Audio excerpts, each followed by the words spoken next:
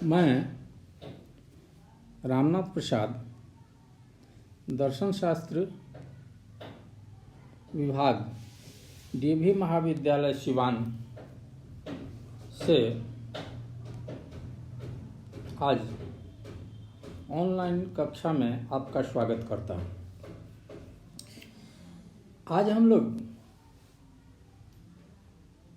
दर्शन शास्त्र MA semester 2 के लिए अनुशंसित अनुपलब्धि प्रमाण के संदर्भ में प्रभाकर के अनुसार अनुपलब्धि ज्ञान की अवधारणा पर विचार करेंगे। प्रभाकर अनुपलब्धि ज्ञान की आलोचना करते हैं। वे अनुपलब्धि को स्वतंत्र प्रमाण स्वीकार नहीं करते हैं, बल्कि इसे प्रत्यक्ष में ही अंतर्भावित मानते हैं। आज हम लोग इसी तथ्य पर विचार करेंगे कि प्रभाकर किस तरह से अनुपलब्धि को प्रत्यक्ष में ही अंतर्भावित सिद्ध करने का प्रयास करते हैं। प्रभाकर मिश्र एक प्रतिष्ठित मीमांसक हैं। कुमारिल भट्ट और न्याय वैशेषिक के विपरीत और बौद्ध दर्शन के अनुकूल ही वे न तो अभाव को भाव पदार्थ मानते हैं, न ही अभावात्मक ज्ञान का स्वतंत्र साधन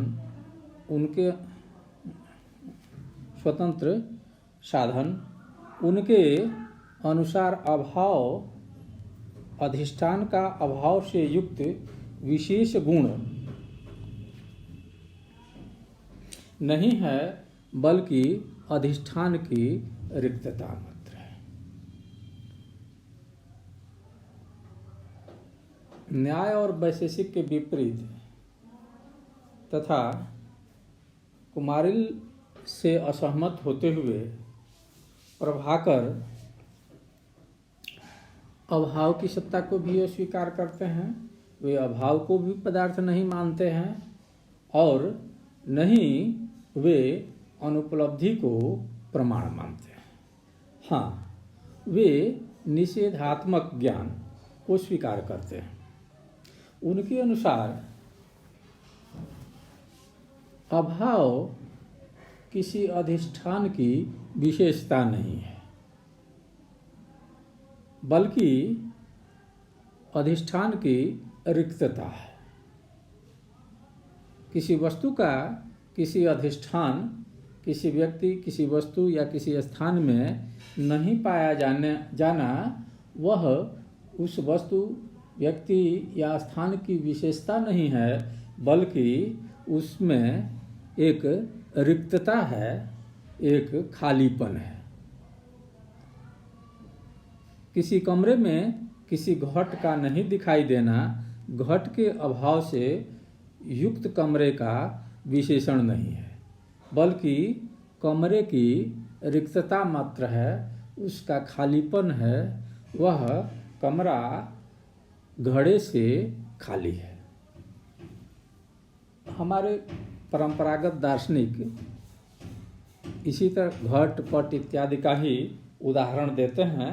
तो प्रभाकर ने भी यह बताया है कि किसी कमरे में अगर घट की हम कल्पना करते हैं और देखते हैं तो वह अगर नहीं मिलता है, वहाँ हमें निषेधात्मक ज्ञान जब होता है तब हम यह नहीं मानते हैं कि यह कमरे की विशेषता है या विशेष गुण है कि उसमें अभाव है। ऐसा कहीं माना जाता है कि किसी व्यक्ति में कोई गुण नहीं है और उसको उसका विशेषण माना जाए।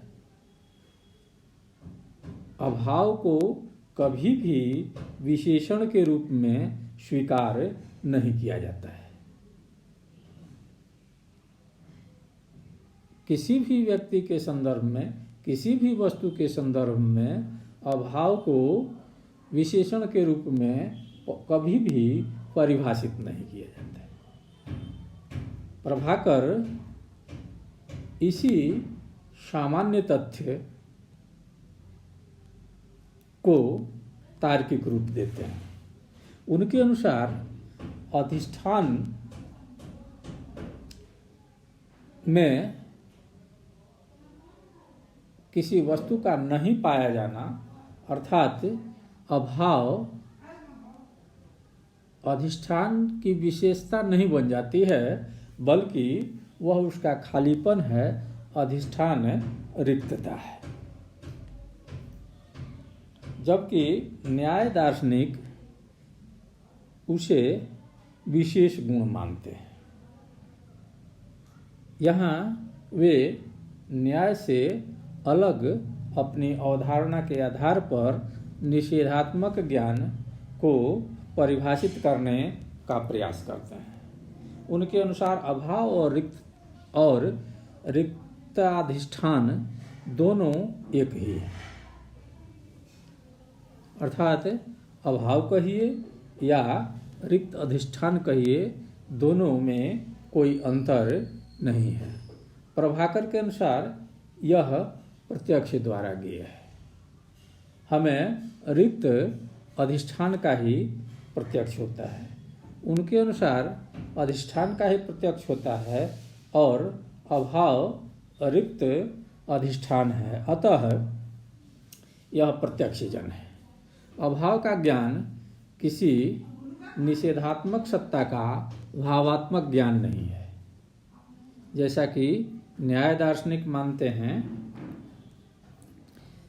भावात्मक सत्ता रिक्ताधिष्ठान का अभावात्मक अर्थात निषेधात्मक ज्ञान है। निषेधात्मक ज्ञान एक शब्द जाल है, अर्थात भावात्मक सत्ता जो रिक्त अधिष्ठान है वहाँ अभावात्मक ज्ञान है, यह एक शब्द जाल है। इसका कोई अर्थ नहीं है, बल्कि यह एक ऐसा कथन है जिसमें सार्थकता नहीं है। वस्तुतः ज्ञान हमेशा भावात्मक ही होते हैं। ऐसा नहीं है कि भावात्मक सत्ता का अभावात्मक ज्ञान होता है, अर्थात अभाव भावात्मक सत्ता है और उसका निषेधात्मक ज्ञान, या अधिष्ठान का निषेधात्मक ज्ञान को हम निषेधात्मक ज्ञान कहेंगे, ऐसा नहीं होता है। प्रभाकर के अनुसार हर ज्ञान भावात्मक होता है। जिसे हम निषेधात्मक ज्ञान कहते हैं वह भी वस्तुतः भावात्मक ही है। उनके अनुसार हर ज्ञान किसी भावात्मक सत्ता की तरफ संकेत करता है। अभाव भी किसी सत्ता की तरफ संकेत करता है। घट का अभाव है, इसका मतलब घट का अस्तित्व होता है। पैसे का अभाव है, इसका मतलब पैसा होता है, पैसा कमाना चाहिए। तो प्रभाकर के अनुसार अभाव जो है वह प्रतीकात्मक रूप से भावात्मक सत्ता की तरफ ही संकेत करता है, इसलिए निषेधात्मक ज्ञान भी भावात्मक ही है। परंतु प्रभाकर अभाव को वस्तुपरक सत्ता नहीं मानते हैं। निषेधात्मक कथन किसी यथार्थ तथ्य को सूचित नहीं करता है, फिर भी उनका मानना है कि निषेधात्मक कथन वैध हो सकता है। इन निषेधात्मक कथनों की वैधता इनमें निहित नहीं रहती है, बल्कि वे किसी भावात्मक तथ्य को सूचित करते हैं, बल्कि इन कथनों की वैधता स्वीकार्य है कि सत्ता को सूचित करते हैं जो सदैव भावात्मक है।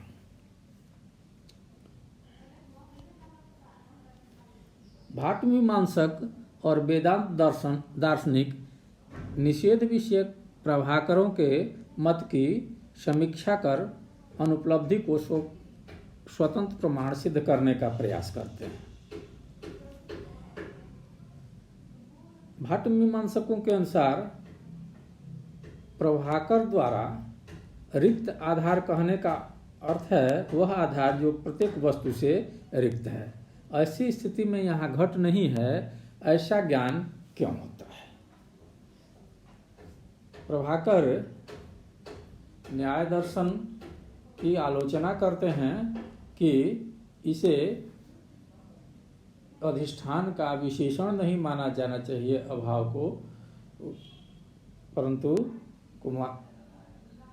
वेदांत दर्शन इनकी आलोचना करता है कि ऐसा नहीं करने से हम अभाव ज्ञान की व्याख्या नहीं कर पाएंगे, क्योंकि रिक्त आधार कहने पर इसमें किस वस्तु का अभाव है यह परिभाषित नहीं किया जा सकता है।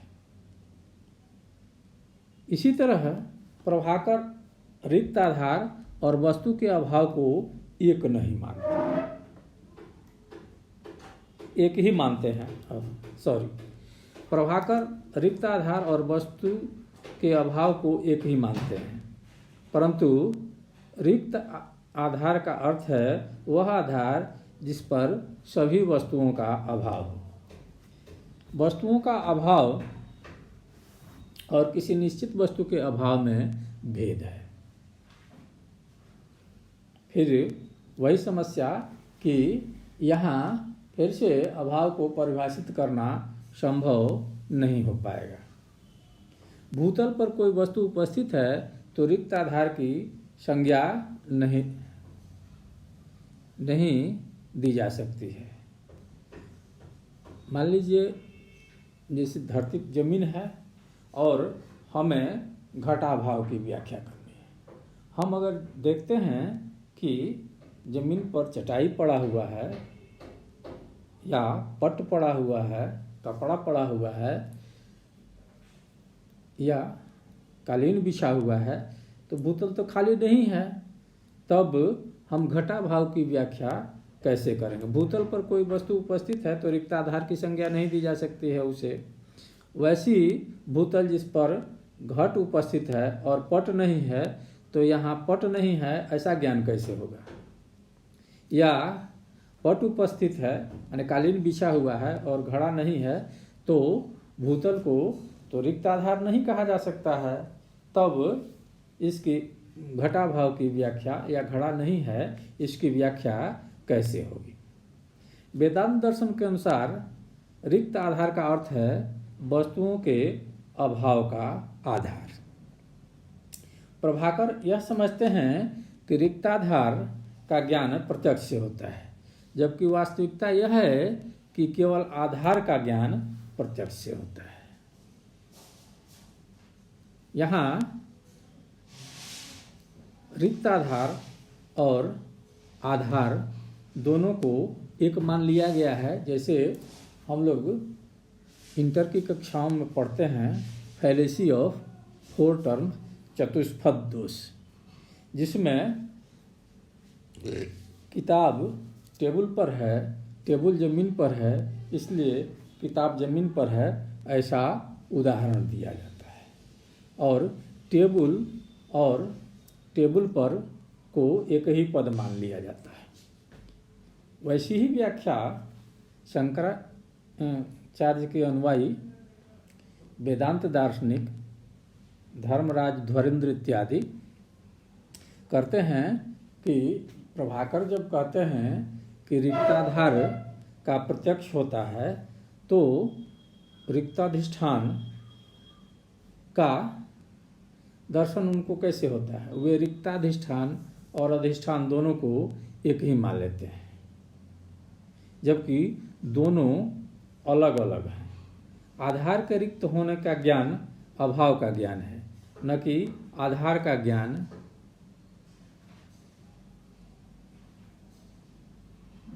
आधार के रिक्त होने का ज्ञान अभाव का ज्ञान है, न कि यह आधार का ज्ञान है। केवल आधार का ज्ञान अभाव नहीं कहा जा सकता है, अनुपलब्धि नहीं कहा जा सकता है, बल्कि आधार के रिक्तता का जब ज्ञान होगा तब उसे अभाव कहा जाएगा। वेदांत दर्शन के अनुसार अभाव का यह ज्ञान अनुपलब्धि द्वारा होता है।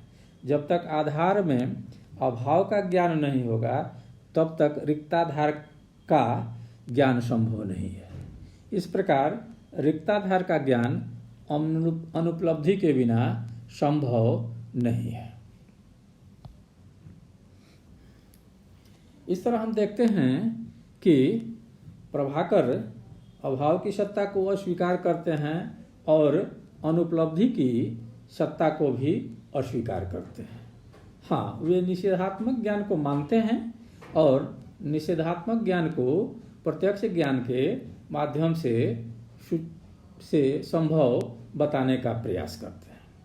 वे अधिष्ठान के लिए अधिष्ठान विशेषण की अवधारणा से अलग अधिष्ठान रिक्तता के रूप में अभाव ज्ञान को परिभाषित करने का प्रयास करते हैं, जो एक नई अवधारणा है, परंतु वेदांत दार्शनिक उनके अधिष्ठान रिक्तता को अस्वीकार करते हैं और तार्किक आधार पर असंगत बताते हैं।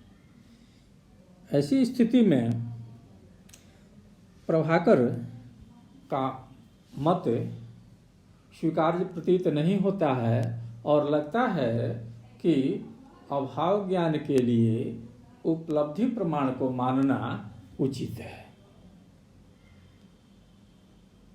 अगले व्याख्यान में हम लोग बौद्ध धर्म के अनुपलब्धि विचार पर विमर्श करेंगे और देखेंगे कि किस प्रकार बौद्ध दार्शनिक अभाव को गुण नहीं बल्कि प्रकार के आधार पर सत्ता में मात्रा भेद के रूप में स्वीकार करते हैं और अनुपलब्धि को किस तरह वे अनुमान प्रमाण में अंतर्भावित करने का प्रयास करते हैं। तत्काल अभी इतना ही। धन्यवाद।